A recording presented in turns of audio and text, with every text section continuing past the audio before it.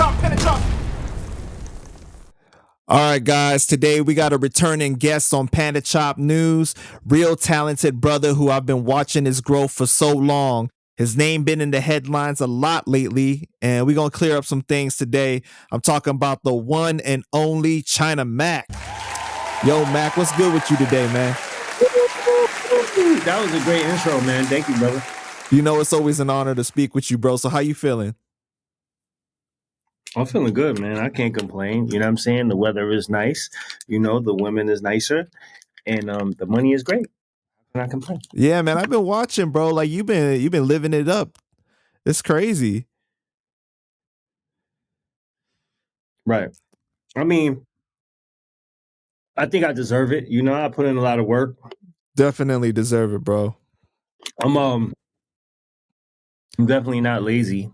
So, you know, I think I deserve a little fruits of my labor. Yo, so you got this episode of Mac Eats, right?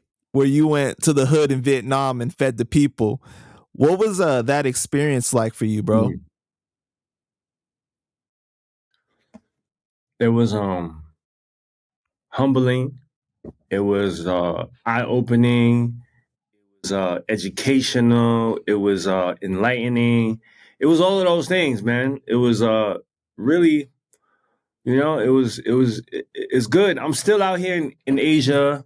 Every street I turn, or you know, there is, of course, there is some affluency out here, but right next to the rich parts, there's like dirt poor, like straight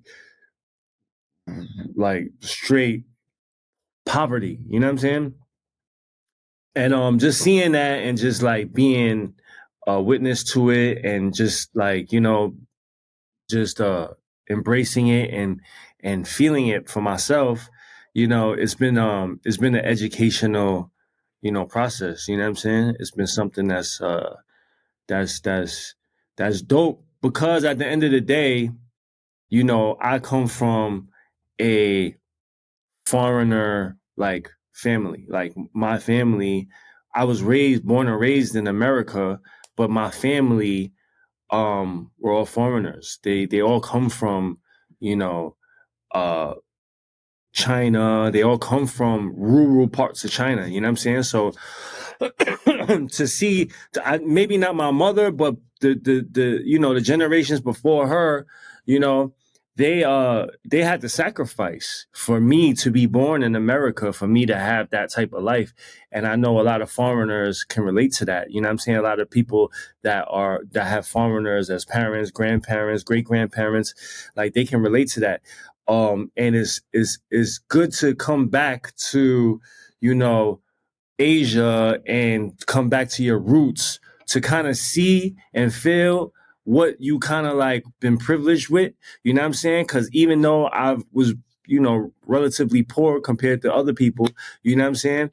My poverty was nothing compared to the poverty here. You know what I'm saying? My struggles was a lot different, but, you know, in terms of living conditions and all that, is uncomparable to here. Even when I was in prison, I lived better than the people that live, you know, here.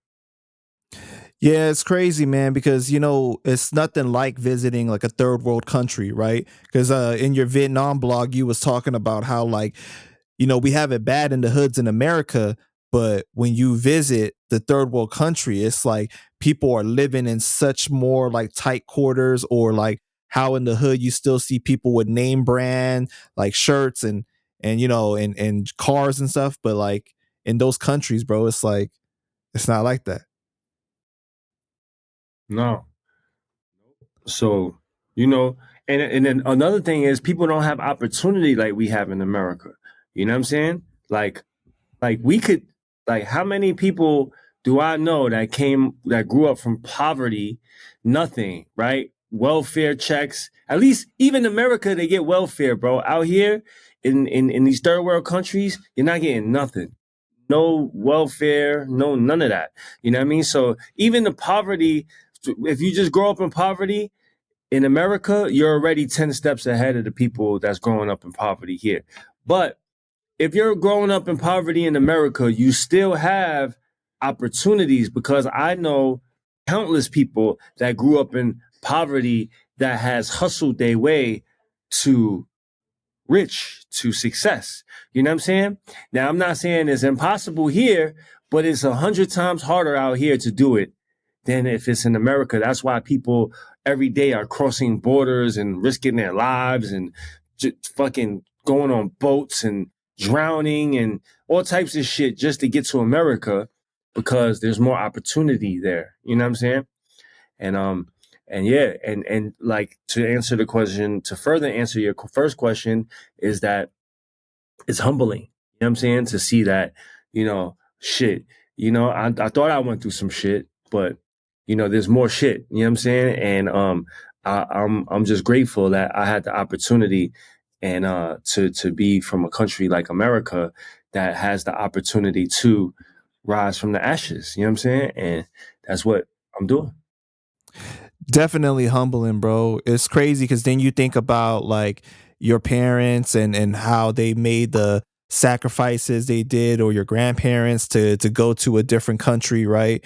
In order to provide the generations after a better life of opportunity. Right. We be for we lose sight on that. Sometimes we forget that. You know what I'm saying? And it's not just Asian people, it's South Americans, it's everybody. Everybody that's a foreigner in America. And America is made of foreigners. You know what I'm saying? America is the land of foreigners. Like, you know what I mean? Like, so I know everybody can relate to that, but a lot of times we grow up in America and we lose sight on what our parents and grandparents had to endure to actually give us that freedom and opportunity. And we don't take advantage of it.